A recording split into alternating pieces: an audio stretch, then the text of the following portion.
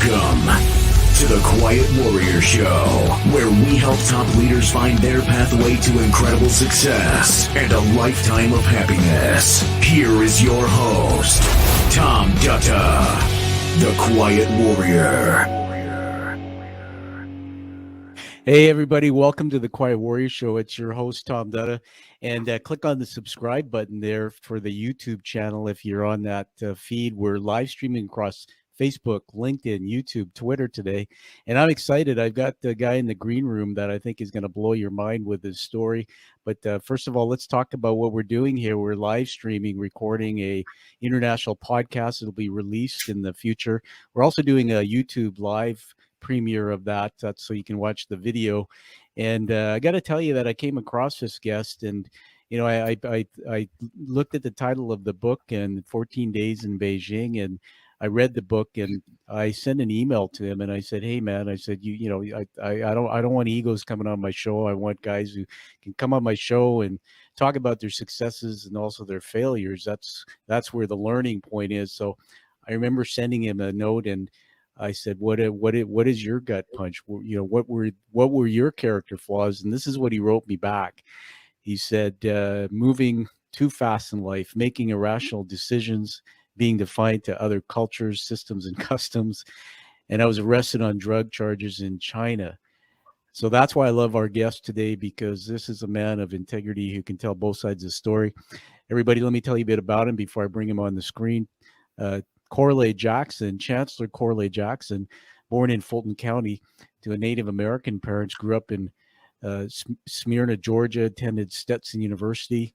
He played football at the high school and collegiate level. Today, I know he's coaching. After graduating with a bachelor's degree in communications and media studies, he lived abroad in China for a year, and then he fell into writing after his experience in Beijing. And today, well, he's a man of many faces and many stories. So everybody, welcome to the show, Korleh Jackson. Hey, buddy, welcome. Hey, man, blessings and balance to you, Tom. Blessings and balance to everyone that's tuning in right now. Appreciate you for having me.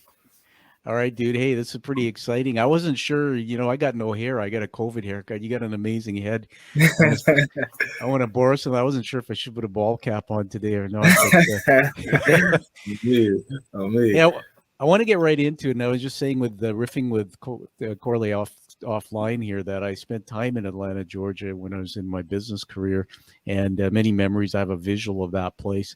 But dude, just tell us, did you grow up you grew up there? Tell us about the early part of your life growing up, and then take us into sort of the success, the football and all that. And then something happened that took you to China. Take us up to that point.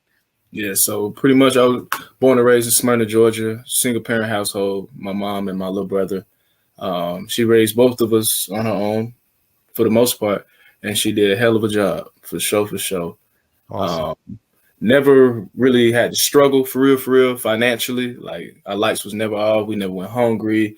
What I mean? Never had to endure any type of, just at that form of adversity. I mean? She definitely crossed all her T's and dotted all her I's to make sure we didn't have to go through anything like that. I was always mature, wise, and just natural. What about dad? Did you have a father that you ever knew? Papa was a Rolling Stone. You know what I mean? Yeah. Ain't no malice towards him and no ill will, nothing like that. We got a great relationship. You know what I'm saying? He just wasn't in the picture like my Dukes was. You know what I'm saying? Yeah.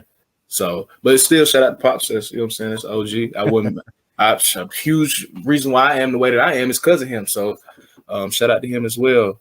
But I was always mature, always wise for my age. I just want to jump in there, man, because I'm riffing in my head, going in a whole bunch of directions. Everybody, that's a teaching moment. Listening to Korleh Jackson. I mean, just dude, you said you're wise. I mean, just hearing you say that about your dad and the way you talk about your mom and dad, that's so amazing to me. And we can honor your mom, man, because she seems like one of the unsung heroes in your life. So there you were growing up, single, parent. You seems like you had a pretty good life. Then what happened?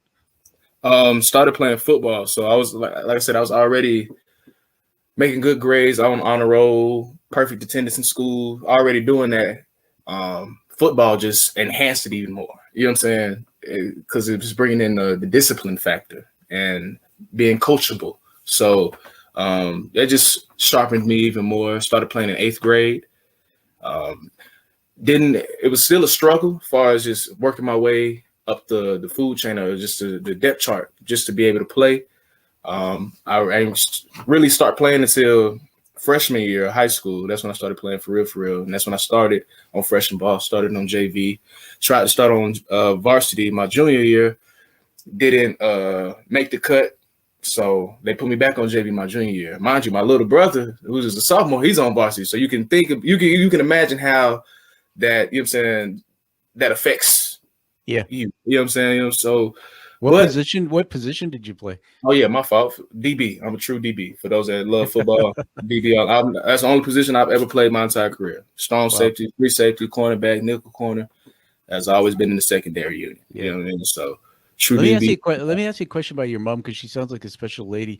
Yeah. You don't hear these stories often, man, about single parenting families, because a lot of times the mom's grief and pain trying to figure it all out on her own affects the children. You talked about discipline. I mean, here's a guy, everybody, that went into football for the reason of, the discipline factor, learning a system.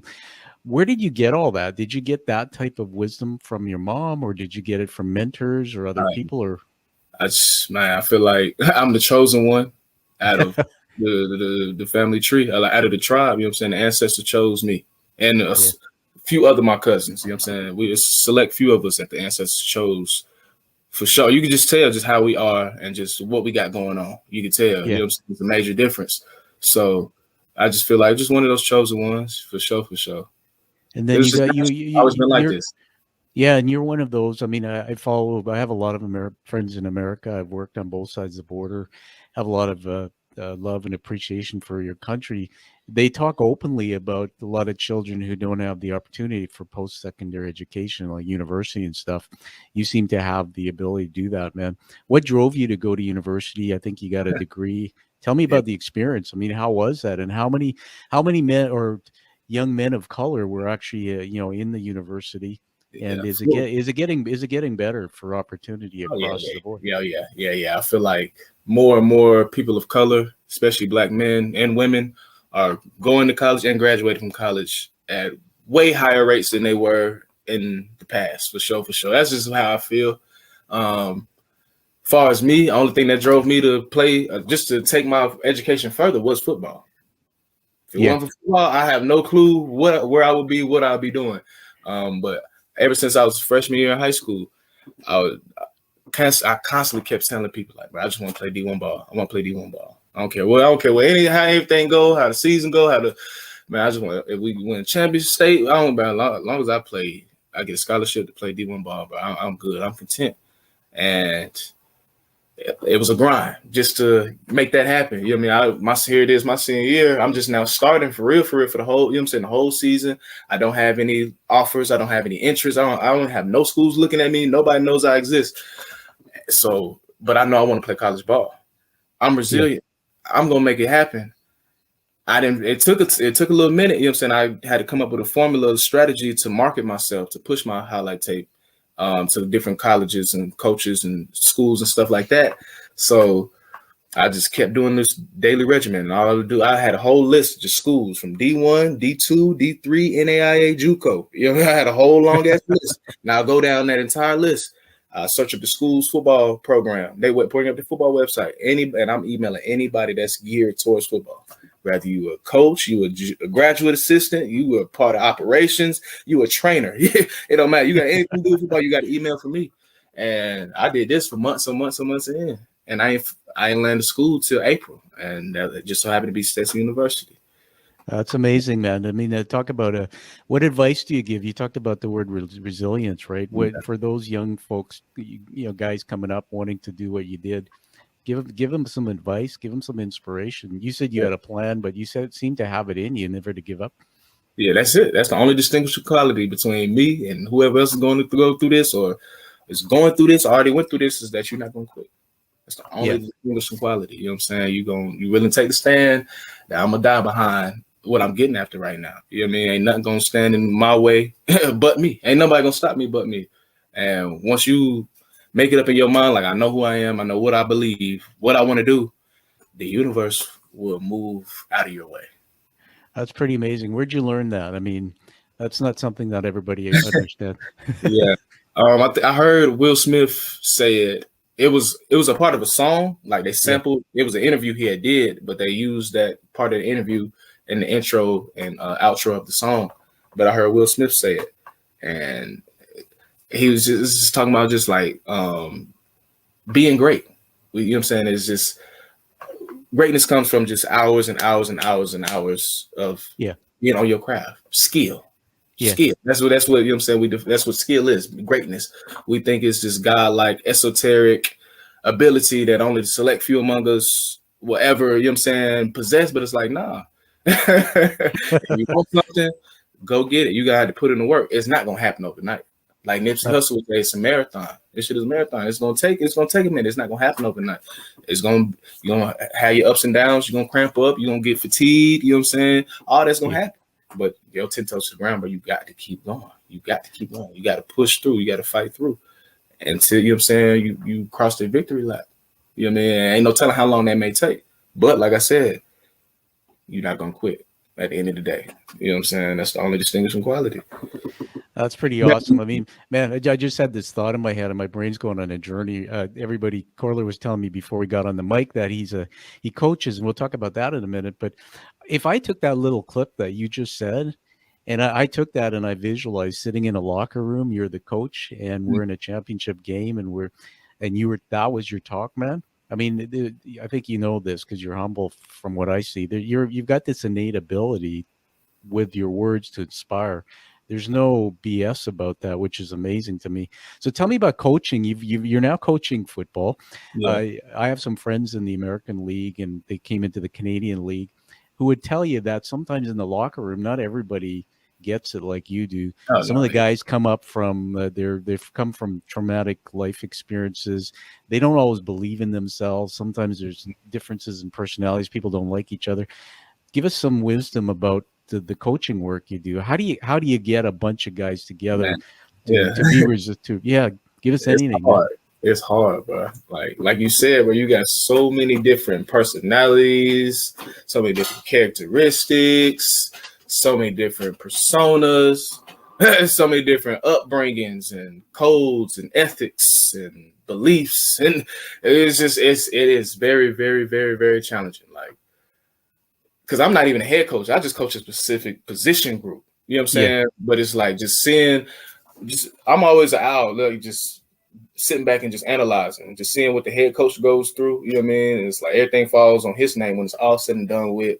And just like the efforts that really has to go into, like, man, building a dominant program, discipline program. But it is not easy, and it does not happen overnight.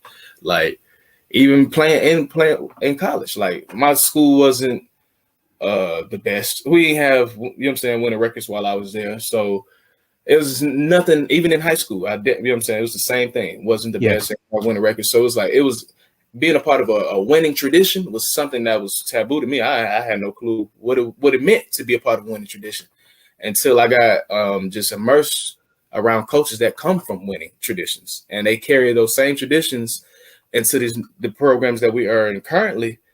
But it's still just like a disconnect, because, like, you know what I'm saying, y'all come from winning background, but now here you are in the program where you got folks that know how to win. You got some folks that don't know how to win. You know what I'm saying? Folks that know how to play hard, give 100% effort, that's gonna buy in, and you got folks that it's the polar opposite. So it's just like, man, it's just like it's hard. It's hard, man. It's hard. It is. It's stressful too. It's very, very stressful. And you have to, a lot of people tell me you have to learn. I played sports too, but not at a professional level. But you have to learn how to lose, and sometimes losing is the hardest part. Let me just say this openly to the audience, that when I was talking to Korleh, everybody to come on the show through an email, I said, well, where did you fail? What's one of your biggest failures? And I'm just going to honor you, man, and read this out, and then we'll get into that part of the story. So right now, everybody, we're up to this point where here's a guy. He had a great mom who raised him. He's, has family, went into football and became an athlete. also education. He found his way, got a degree. I mean, it's just a total package of success, right, on the outside for a young man who's up and coming in his life. And so here's what he told me. He said, I told myself that I would stop smoking cannabis for a year with me moving to China. I didn't keep my word, and the result was me getting arrested and detained for 14 years. I read that and I went, what the? And so you can hold up the book right now if you want, and we'll just plug that book because I want to say something. We'll talk about that story. There it is, 14 days in Beijing, and look at the picture on that cover. I mean, man, I had visions of Darth Vader, everything from that to guys on the sidelines, guys on the sidelines in the NFL with their fancy gear and their dreadlocks. And I'm going like, dude, I wouldn't want to meet you in a prison looking like that. But let's get real. Let's get real for a minute. I want to ask you this. I'm an author. We're both authors. Everybody, I want to just acknowledge that I've read Korleh's book. I actually read it twice. I enjoyed the many depictions in there, but we'll let you tell us about that. But the thing is that Korleh, tell me what you think. But when I wrote my book, one of the reasons that stopped me from writing it all my life was the fear of what people would think. In fact, I was, they say shame and guilt those two emotions are on the same plane, and guilt you can overcome. Shame makes you run, and maybe depression and all this. My early life story was pretty traumatic, as you know, from my book, and I went into business at higher levels, and I was ashamed of that part of my life. I thought everybody else wasn't like that. When I finally got out of my way, I wrote the book. Dude, here you are, and you had that experience, and you decided to write the book. So get us into that. Tell us about what happened. Why did you go to China, first of all? And when did you start smoking cannabis? Because you said you wanted to give it up for a year, and then you were arrested. Why don't you take us just to that point? All right. So yeah, I started smoking cannabis like senior year college. So in drinking, I didn't start drinking or smoking until my last year of college. So it's like I'm still fresh. I'm still new to that whole world. I know folks that's been doing this since freshman year of high school. You know what I'm saying? So middle school, for real, we're gonna keep it a buck. What made you start? What made you start? By the way, was it influence of others or what? Nah, because they couldn't influence me to do it back then. That's what got on their nerves the most, because I wouldn't fold under the peer pressure. I just finally came to terms. You know what I'm saying? Once I tried it and I found how I benefit from it and see how it works for me, and I just work. You know what I'm saying? I just took it as that. You know what I'm saying? This is how I use it, and I also just did my research and education behind what I'm doing versus just everybody just doing it because their favorite rapper do it, or their best friend do it, or their big brother told. You know what I'm saying? They just doing it, just following. But yeah, I still got into it. I didn't get into it until late. And mainly what I use it for, like what it helps me do is just relax, unwind, clear my head, because I don't overthink, but I'm constantly in thought, So it just allows me to remove myself. You know what I'm saying? Just from the matrix and what I got going on, and just relax. Honestly, just take a bit and just look at things from a different angle. And most importantly, it helps me feel. Yeah. So there you were in your last year of college. You started, with a habit, cannabis. And tell us, why did you go to China and then put people into the story, man? And like Star Wars, get us into the story. Let us feel, because in the book it comes out pretty clear what happened. Yeah, we jump straight into it. But so after I graduated, my football career ended in November 2017. Week later. Well, not even a week later, the following Monday, because we play on Saturdays. The following Monday, I started applying for jobs, looking and applying. Yeah. I landed interviews, got flown out to them, put up in hotels, the whole nine for about 7 to 8 months straight. And I kept getting told no. And I'm applying for all American companies, corporate-based positions, sales, marketing, management. And I'm doing the same formula I was doing with trying to find a school to go to. I'm same formula trying to find a job once I graduate, and I'm getting in the door, but that's where it's ending. Like I'm in the door, we do the interview, and then they hit me. You know what I'm saying? We like you, you did well, but you just lack the experience. So we're gonna move with somebody else. But it's like y'all knew that when I submitted the resume. Yeah. You knew that before we even set all this up. So it's just like the fact that I kept hearing the same excuse is just like, it was neither here nor there. At that point, I'm like, fuck it, for real, for real. I'm like, I need to reapproach this job searching thing, because clearly corporate isn't for me. Yeah. The universe is telling me that. It's evident at this point. So I'm gonna just go about this job searching thing differently. I had to think about reevaluating. Okay, Chance, what are you really good at? Well, good, Chance, you're good at talking to people, working with people. So you need to look for work that's in that field. So I'm on LinkedIn. I just typed in social work in the search engine, and like literally, and I'm talking about I searched the whole nation. That's how I was doing my job. So I'm searching the whole nation, and I was going through the filters, and one button in particular stood out to me. I never noticed it before. It said like international. So search international. I'm like, damn, why not think to look outside the country for opportunities? That's a good idea. Let me see what's going on outside these borders. And that's when I seen the opportunity. Oh, teach English in China. The kids. I'm like, oh, that sounds cool. All right, what's the requirement? As long as you got a bachelor's degree, don't matter what your degree is in. Clean background, native English speaker. That's all they wanted.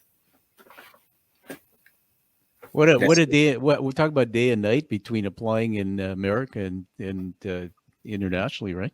Yeah. On me. All they asked was, all you gotta do is submit a resume. Literally, that's 2 clicks on your mouse. Boom, boom. And you're done.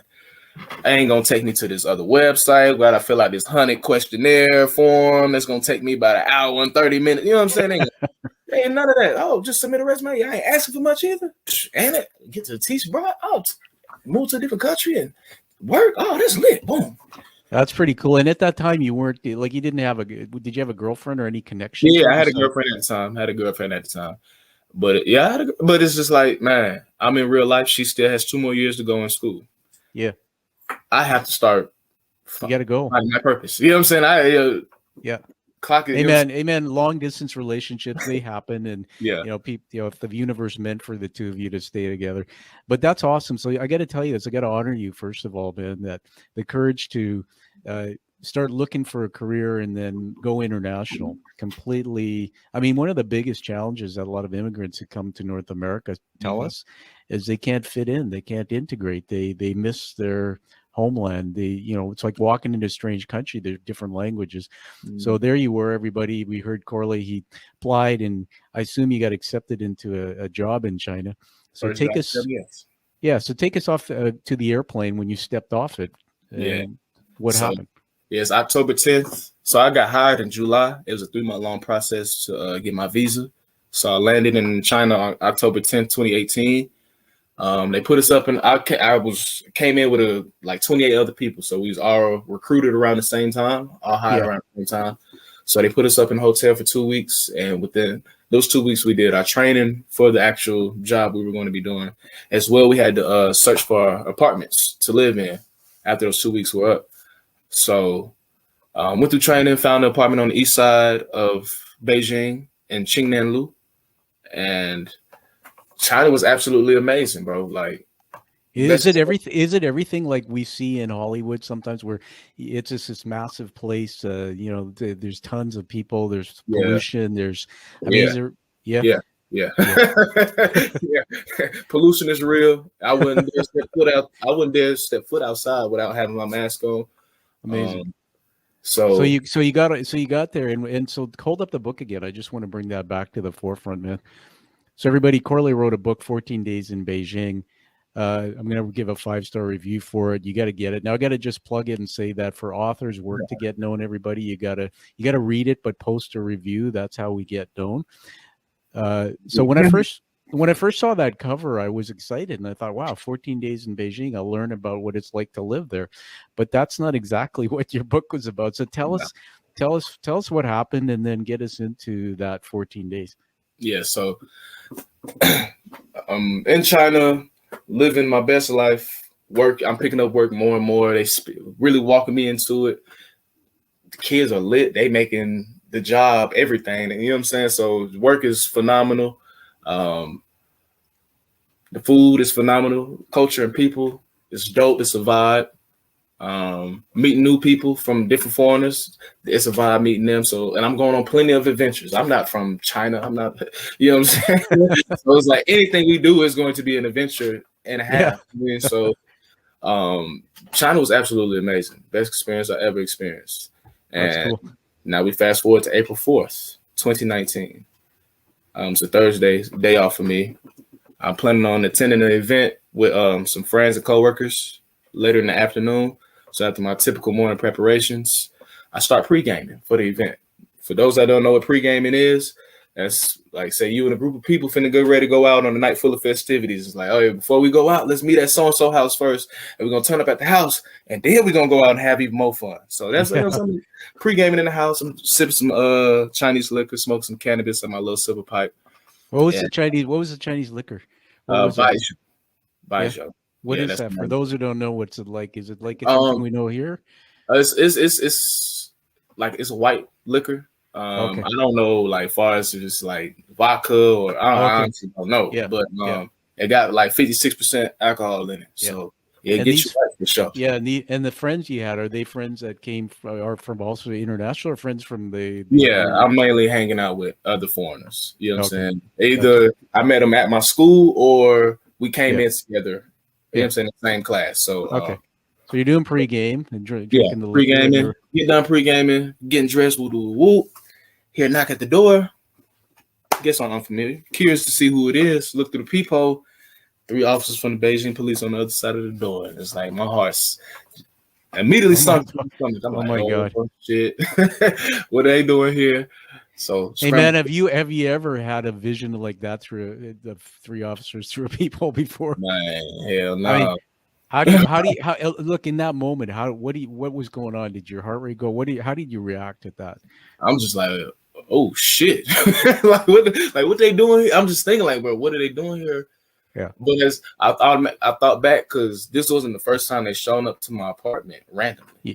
They shown up to my apartment earlier in like January, and they just wanted to check my documents to see if just to prove that I was who I said I was. And they did it to another coworker of mine as well. So I'm like, okay, they must do this more than once. That's the impressions I'm under.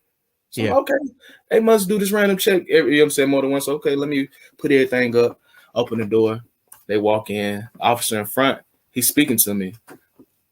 I know a little bit of Mandarin, not enough to have a full dialogue. So once he sees that I have no clue what he's talking about, he speaks into his phone and shows me it's a translation app he's spoken to, and I'm reading the translation. It says, "Are you on drugs?" Hell no, boy, you tripping? What you talking about? Nah, fool. No, you tweaking passport? Might need some passport. Yeah. So he's speaking to the phone again. Are there any drugs in the house? My boy, what are you talking about? Hey, what are you talking about? Where you getting this information from? Like, nah, bro, you tripping? Nah, passport. Let me go grab my documentation, bro, because clearly you got me confused with somebody else. So. Go grab and at this time, all your friends are in the place there. No, they I don't know where they at. I'm in the house by myself. Oh, okay. I was literally finna get ready to leave to meet them. Yeah, okay. Your place. Yeah, I'm at the crib. I'm finna get ready to leave, and you know what I'm saying. They folded. Were these big? I mean, Chinese police officers, I have no concept. Were they big, scary guys or young guys or what? One was probably about like 230. He probably about like 6 foot 230. He was the biggest one. The other ones, the other two, they were probably 6 foot, but like 180, 170. You know what I'm saying? They slim dudes. And the police in China don't even have guns. China is so strict. Like, you know what I'm saying? So if push come to shove, you just gonna have to square up with them. That's as far as it's gonna go. You know, so but So from reading the book, I read the book. So I have the privilege of reading the book, but you'll be able to get it and read it. So that you were arrested, right? Yeah. So once, you know what I'm saying, they drug test me, failed the drug test, interrogate me about failing the drug test, and they found the weed, and now the cuffs are on me, and they said, you know what I'm saying, escort me out the building and they sent me down in the van. And now I'm just reflecting at this point, just like. Were you afraid? Nah, not at all. Fear is imaginary. Fear is imaginary. I knew I was gonna be good. I prayed to my ancestors that morning. So wow. with all this transpiring, literally, I'm talking about like maybe 2 hours later, I'm like, oh yeah, I'm good. I know I'm gonna be good. I don't know what's gonna happen. I don't know how it's gonna play out. But when it's all said and done, I'm gonna be A1 since day one. So how far from the where the house you were was the penitentiary or whatever? Just tell us about that. You went somewhere and then they locked you up, right? Yeah, so I went to 2 different precincts. First precinct, I was in there for like no more than like 30 minutes. And I was just sitting down, honestly. And then they get back in the van, we get to second precinct. Now, mind you, all this commuting we doing, I had no clue what's going on. They not explaining nothing to me, nor am I asking any questions either. So I'm just sitting. I'm like, I'm going to see. And, you know what I mean? Just taking note of every minor detail because I knew it was going to be a great story to tell once I was out of the predicament. So get to second precinct, and I'm there in that second precinct for 14 hours. They do my interrogation, which is very dramatic in the book because they lock me into this electric chair to do the interrogation. Are you serious? Are you serious? I read that. Everybody, did you hear what he just said? Electric chair. Are we talking about the kind of electric chair where they electrocute? Now, I didn't see like no wires and no like little headpiece, nothing, but this chair and it was all metal. You know, most electric chairs got straps and belts and stuff. No, this thing was all metal. This thing locked your legs, your thighs, your waist, your chest, and your arms all in one place. The only part of my body that could move was my head. Dude, so I'm like, I mean, I gotta be honest. You're fearless, but that is scary. So how look 14 hours interrogation or whatever. How much can they ask you? What were they interrogating you about for that length of time? Just really just wanted to know about the drugs, where I get them from, and just to see if I can give them any information as far as the supply. Right now, when they was first interrogating me at the department, I wasn't expecting them to show up, so it was a curveball. So I'm just panicking. I'm shouting out first thing that come to my mind, all that. So now that we had the second precinct, I'd have been in custody for a couple hours at this point. So I've had plenty of time to come up with a story to give them. So, and I made sure the story, it should be no extra questions. You know what I'm saying? You should have to ask based on the story I just gave. You know what I'm saying? So once, you know what I'm saying, I gave them the story, it seemed like it was a legit one. You know what I'm saying? They just had me, they signed the manuscript, the transcription of it. Had me sign the transcription of it, thumbprinted, and then they took me back upstairs and just sat me in the cell, and that's why I was just remained for the majority of the time, handcuffed, just reflecting on everything. I want to just jump back in, everybody. We're talking to Korleh Jackson, the author of 14 Days in Beijing, and he's right now just accounting for how he was arrested after going to Beijing to work in an education career. He was arrested and put into a prison. It's really funny because China is a communist country. We all know that.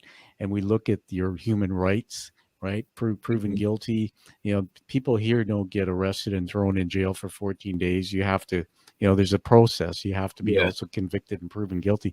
What was going through your mind at that time, knowing that you were in communist country? You didn't know what was going to happen. You wrote about it in the book. You met a bunch of people as well. Just, you know, what were you thinking? I mean, you didn't even get a phone call to call your mom or your lawyer? No, I'm just like, man, I'm gonna be good. When it's all said and done, I know I'm gonna be straight. Yeah. I don't know how this is gonna play out. But the conditions of the tell us a bit about that, because the conditions seem pretty crazy in the cells where you were held. Yeah. So once I got to after the second precinct, they took me to the main lobby, had me changed back into my regular clothes, took me to the evidence room, and they weighed up the weed that they confiscated in front of me, which is one, and it's a pivotal section of the book because it really dictates it. It's a foreshadow. It's a sign that lets you know, and let me know at that point in time, but I didn't know then what I knew now, how long I was going to be there. So they take the weed and they will scale it up in front of me. It turns out to be 1.4 grams. Yeah. 1.4. You take away that decimal, what number do you get? Yeah, 14, man. That's pretty crazy. You know what I mean? So then they had me sign some old documents I couldn't read, thumbprinted. Now we back in the van. 30, 40 minutes past, we arrive at the facility with tall walls and barbed wire. And I'm like, this shit just getting started. I'm thinking they finna let me go. Like, nah, boy, he thought it was over with. He Yeah. thought it was over with. So get to the cell. Well, go into the jail, process me, change clothes, get me to the cell. Cell 209 is the first cell I'm in, and I'm the only foreigner, only English speaker in the cell. Yeah. And there were 14 other Chinese men. We have 9 wooden beds. We're locked up 24 hours a day, 7 days a week. And all I had was 1 plastic bowl and 1 plastic spoon. Wow. And those guys don't speak a lot of English either, from what I can see. Nah, not at all. Not even a lick of it. Not even a lick of it. So it's just me, myself, and I that I can truly communicate with. So the first 2 chapters, it's just me all in my head. For real, just at war in my reflections. Yeah. Everybody, I just want to jump in and acknowledge again that Korleh Jacksons talking about 14 Days in Beijing. He wrote a book about it, which I encourage you to get and read and review. But I remember reading the book, the first 3 or 4 chapters, man, because you did a good job at portraying what it was. It was simplistically written enough for me to be able to feel what it was like as you were in that cell. You met some interesting characters. One that stood out in my mind was the fella from the... I think he had a woman he knew in Canada, his wife, or he was an author. He was an author. You know, you didn't exactly say the details, but he was an author. But the thing about this was there was something odd about his story connected to 9/11. Tell us about that. Yeah. So chapter 5, day 5, I moved to a new cell. So I'm in a cell with 2 other English speakers now. So now I can communicate with people. I started learning how just the whole incarceration process works. I still have no clue how long I'm going to be here, but I'm gaining a better understanding of how this whole process works. So this morning, we waiting for breakfast to come by the cell, and through the window in the cell, I just hear a voice. It's like somebody yelling from another cell. Dude named Bruce, and pretty much he does this speech every morning. It's pretty much a speech about him being locked up in that same facility I was in. He had been locked up for over a year up until this point. Had no clue how long he was going to be there. Nobody knew who he was there. His family probably think he dead. The U.S. Embassy, it wasn't trying to help him get a new passport. Like, pretty much they exiled him, just left him for dead. And it messed me up because it's like, well, here I am, locked up in the same facility. I don't know how long I'm going to be here. Nobody has told me any information. So it's just like, you know what I'm saying? It's throwing my sake because here I am. I'm hearing some dude talking about how he been here for over a year and don't nobody know what's going on. He don't know what's going on. I'm like, oh, nah, bro. So it's funny reading the book, everybody, and Korleh, when I read the book, that's what was going through my mind. Because I thought 14 days, okay. But then this guy comes up, and like you said, they call it in mental health catastrophizing, where you start catastrophizing. And I'm thinking to myself, if he's been there a year and he doesn't even know, and then contrast again, you know, a country that's civilized, that has systems and processes, America, Canada, you'd never go through that, right? So here you are. But there was something about his story. He said he had written a book and he gathered information about 9/11 and proving the U.S. was behind it. And I mean, that was pretty odd to see that if that was true. Now did you ever talk to him personally? And literally, first morning, I was just so shocked to hear his story. Yeah. And I was so taken away by it that it was still processing, like, that I barely received, like, vital information as far as just anything to look him up or trying to figure out who he is. I'm just shocked to hear it. So the next day, I'm like, okay, let me listen a little bit closer. And it still is like, even though I'm listening closer, I still can't make out the specific details that will help you find out who he is. As far as his last name, I couldn't comprehend what his last name was. I couldn't save my life. He gives you information about the name of his book. I couldn't hear that to save my life. The school his wife worked at, I couldn't hear that to save my life. Wow. Every time he gave this speech, the key things that can help you find out who he is, I could not hear it. I could not make out what he said to save my life. Yeah, that's incredible. Yeah, I mean, I guess that was a few years ago. Since you've been back, you could research. But I'm thinking, you never know in prisons. There's people in there that sometimes they have traumatic experiences, mental health issues. You never know, right? Especially as a story like that. So let's wind it forward for the sake of time. You're there for 14 days. So there was a pivotal moment when I started reading about, and this puzzled me, man. So help me understand. The guards were asking you guys to call somebody. Who do you know to buy your plane ticket? Yeah. And then you said something like, I have lots of money. I can buy it myself. They wouldn't let you. What's that all about? It's weird. They have the same in China. There's no why in China. Wow. There's no That's why. crazy. You just do. Yeah, no, you, because us in America, we be like, you got to explain that. Like, you know what I'm saying? You got to run that by me again. Like, you got to elaborate on that. Ain't none of that. What we say go. So everybody, just to be clear, when you get the book, you'll read in detail. But I read this, that you were asked to do you know who can buy your ticket home? You offered to buy it, said you had all the money and you could do it. They got angry. They said, no, who do you know? And then they told you to turn your phone off. And then when your mom finally bought the ticket, I think she told you she was on her way to see you. And they said no, to send her back. Tell us about that. Like what happened there? So it's day 7, chapter 7. I'm able to make contact with the outside world. And at this point, we just downstairs, and they told us to grab our phones. Like, I honestly don't know what we're supposed to be doing. I just know they told us to grab our phones. So I'm like, this is the first time I can contact people.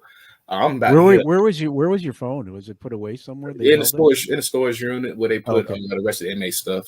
So they just took a few of us back there at a time to grab our phones and back into the lobby with everybody else.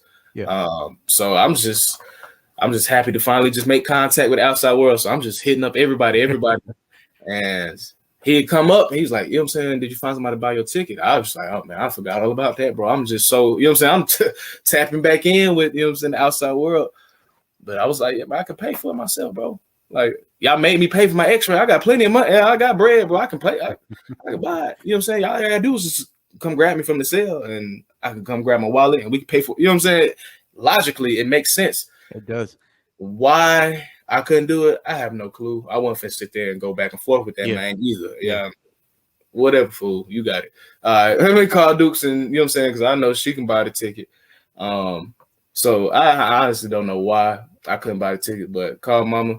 Duke said, I could buy a ticket, but she was like, your brother dropped me off at the airport as we speak. I'll be there in Beijing tomorrow at 5 p.m.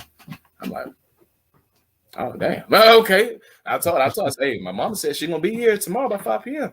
He's like, oh, that ain't going to, what that mean? He said, what that mean? That ain't going to change nothing. That ain't going to speed nothing. Can she buy your ticket? That's all I need to know. I'm like, yeah, she said she can buy the ticket. All right, hang up the phone. All right, mom, I gotta go. I gotta go. This man over here tripping. He tripping. That must have freaked your mom out, right? Is she worrying about you? Did she know?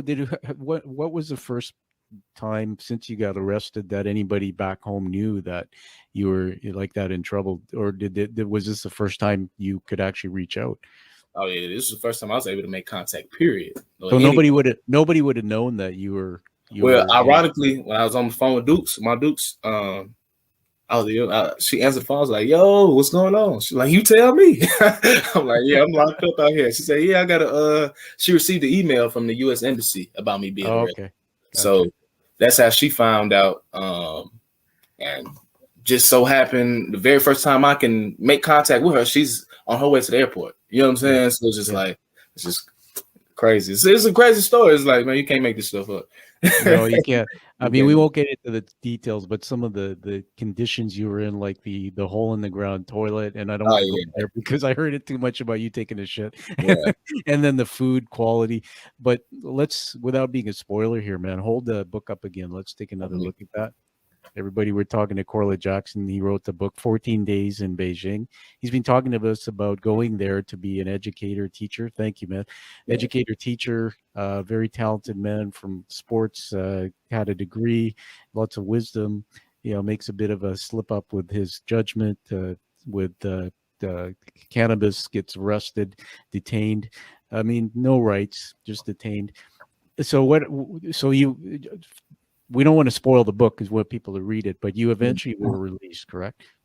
Oh, yeah. Eventually. And what about the career, the job? You just Oh yeah, I knew it was over with. Once I was out, as soon as the cuffs was thrown on me, I said, "Yeah, this is over with." so they basically they just kick you out of the country, right? Oh yeah, they took me from the jail straight to my apartment to pack up the rest of my stuff, and then straight to the airport where I was deported, all within 6 hours. Wow. At any time did you feel your life and the fear of your life being in danger? Nah. Okay. So there you were, you're kicked out of the country, and you're back home. So just give us a snippet of, since you've been home, what's transpired in your life. So once I got back home, of course, I'm down bad. I done lost my job. Yeah. I done lost my girl. My money's still over in China. I'm down bad. I'm down bad, back against the wall. Started really just trying to figure, and I'm back to square one. You know what I mean? I just got to figure out what it is that I want to do all over again. I still want to teach. So I'm like, I still got into that. I was doing online, teaching English online. Then ended up getting into the school system in my county, substituting and stuff like that, coaching football as well. And I started writing a book when you know what I'm saying? I started writing a book in July, started teaching again in August, and coaching like September. It was all back-to-back months. You know what I'm saying? So, but it was all later into, you know what I'm saying, these couple months after I got back home, and it was still April when I got back home. Yeah. But I didn't start doing all of this until like a couple months down the line, after I was just able to just bounce back, I guess, somewhat mentally and emotionally. Yeah. For sure. And then what about, tell me about the cannabis? Are you able to sort of manage that and have you given that? It wasn't an issue when I was smoking the whole time I was in China. Yeah, I didn't share that, but I was high, but I was smoking the whole time. Do you think it was random that you were arrested? Yes, people still ask me to this day, like, "Well, what provoked them to come to your apartment?" I have no clue. I hope y'all can help me figure it out. That's why I'm like, I wrote a book, man. Hope y'all can help me figure it out, because I have no clue. I think that just becomes a warning for anybody traveling. So do you have anything on your record for international travel today? Don't follow me. If I didn't write this book, nobody would know anything about it. That's nuts. So, you know, that's why I'm going to honor you for writing the book, man, because I said this up front. I wasn't being critical, but, you know, it takes a lot to step into your pain and write a book that people could judge you. They judge your characters. But just so you know, I live in a country that's passed a law where, you know, cannabis is legal. Oh, yeah. So, you know, just where I live, there's a shop down the street. I mean, but it's for different purposes. But you know, so from the whole experience, being arrested, detained, you're out, start over. What give us some wisdom? What did you learn from that, or what would you tell others before they decide to travel to a foreign country like that? Definitely do your research before you travel, before you take your ass any place, man. Do your thorough research. If you know somebody that's from there, that'll help even more. You know what I'm saying? For sure. Because now you with an actual native, you know what I'm saying, that knows the vibrations. They know how to move. So you're gonna be in good hands like Allstate. You know what I'm saying? You're gonna be good. But just all in all, man, adversity introduces a man to himself or a woman to herself. Yeah. We all face adversity at some point in time within our journeys. Multiple times we're gonna face adversity multiple times. And you know what I'm saying, you just running through this life, you know what I'm saying, like it was mine, you know what I'm saying? Yeah. Never settling, but you set every goal high. 1,000 burpees on the path to your own success or destruction. But what's a mistake without the lesson? You know what I'm saying? Yeah. They say none of us know who we are until we fail. Every person is defined by their reaction to any given situation. Well, who would you want to define you? Someone else or yourself? What have you been doing with the story? It's a pretty interesting story. You read it for a reason. I'm sorry, can you repeat that? Sorry. So you've got the book, and you know, it's an interesting story. What have you been doing with that story? Oh yeah. Really, I partnered with a nonprofit organization called the UMA Foundation, Uplifting America's Youth. And where I come into play is in the life skills department or sector of the nonprofit. And we work with at-risk teens in my area that, you know what I'm saying, either they fall victim to drugs or they just on some hot shit, you know what I'm saying, stealing cars, you know what I'm saying, just, you know, on that type of time. So we just use my book, 14 Days of Beijing, as part of our lessons. You know what I'm saying? Just to provoke thought and reflection and reevaluation. You know what I'm saying? Because as you read, you can see, okay, here go this character named Lucky. He's locked up and got arrested in China in this communist country. But look how poised he is.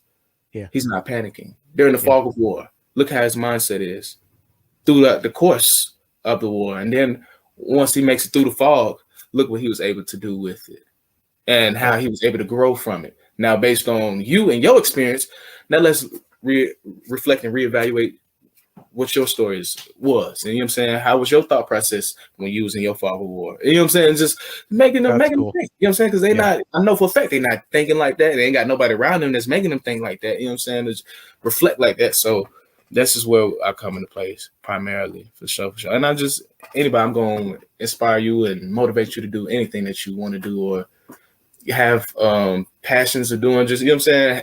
Help you come up with something to pursue. You know what I mean? That's just why I come into play. Well, that's pretty awesome. When we do these show notes, I'll make sure I get the link or anything to that work that you're doing. And everybody, we're talking to Korleh Jackson. We're just wrapping up here. Hey, man, I just want to honor you with some words. These are leadership words. I write them down as I'm interviewing. They're not scripted. And the first one is wisdom. The experience that you've had there, dude. They say that we're connected by threads in our story. What I love about what you just told us about what you're doing with this story is you wrote it to help others, and all those kids or youth that you mentor, many of them have a thread that's parallel to your story. Resilience. One thing I want to just also say that one of the things that jumped out to me when I was reading Chancellor Korleh's book is your kindness, and that was one of my words on my list, dude. I didn't read a book where you're punching everybody out and cussing them and you're acting like a lunatic. You were just, you were resilient and kind. So wisdom, resilience, integrity. Sounds a little odd, but a guy who smoked cannabis got arrested in jail for 14 days. How can you say integrity? Dude, the world smokes cannabis. You tripped up, as you said, and, maybe it was a bad judgment, just not realizing I'm in a communist country. But the point is that you admitted to it, you followed the process, and you're back home now. You wrote a book about it to tell people about it, and so maybe they can learn something from it. That's big integrity. So way to go. Okay. And the last thing I want to do is give you an award. So you may not know about this, but anybody comes on the show, I vet them pretty hard because we want to have a balanced story. I'm going to just full screen me for a minute. There's a challenge coin on the screensaver behind me. So everybody can see that. So basically, challenge coins originated in World War II. These coins were created and soldiers would carry them in their pockets to commit community. So if you showed up without your coin, maybe you bought dinner or drinks. Today, Korleh, they're around the world, Alcoholics Anonymous, first responders. These coins are used for community. So I had this one created. It's two sides. They're hand-painted, crafted in the U.S. The front is the image of the show. The back is actually the narrative of the show, the hero's journey visual narrative about how somebody goes on a journey and learns something, comes back to teach, change the world. And so you're being inducted into the Quiet Warrior Tribe. There's less than 50 of these a year that goes out, and they're in 17 countries representing Quiet Warriors like you who are doing meaningful work based on coming through adversity. So welcome to the tribe. Hey, I appreciate you. Hey, that's lit. Hey, that's lit on me. All right, man. Another trophy to put on your little wall there. So we'll get your address and stuff so I can work that out for you. But we'll give you the last word. Hold up the book and tell everybody where they can get a hold of you and whatever you have. Yes, sir. 14 Days of Beijing, available on Amazon. Also have a free version. This cover you see right here with me, my hands on head, that's available on Amazon as well. It's a free version. It's the first 3 chapters of the book. It's available on Amazon, Apple Books, and Kobo. Just in case you just want to get your feet wet. You know what I mean? I got options for you. Audiobooks coming soon. Actually, today is my birthday, and I just dropped my first romance novel today. It's called You Learn. It's also available on Amazon, and it piggybacks off of 14 Days. So I'm excited about that as well. Wow, that's awesome. There's more to you, man. What's the name of that romance book again? You Love and You Learn. Gosh, you love and you learn. I did not know that. So you just made my day. There's more to you, dude. I mean, being a writer myself, there's different genres, and they're not easy books to write when you do things like And by the way, everybody, let's get real. Get the real book. Don't get the free version. You don't want to finish the story, but authors we got to get known, and you got to read it, post a review on Amazon. So on that note, man, I just want to say thanks for being here and sharing your quite amazing story. And then you're back and you're doing well. So come back again and share more wisdom, maybe when the new book's out. For sure. I appreciate you for having me on and giving me the opportunity to share a little bit more about myself and my journey. For sure. Awesome. We'll stand by while I wrap this up and come back to you. Everybody, find that true passion and purpose like you hear from Korleh Jackson and live the life that you deserve and desire. And we'll see you again on the Quiet Warrior Show. Thank you.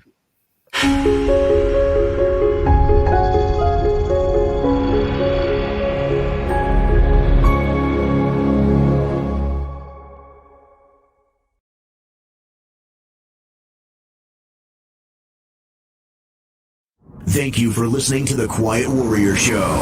Create is a motive-based leadership development firm. www.kreat.ca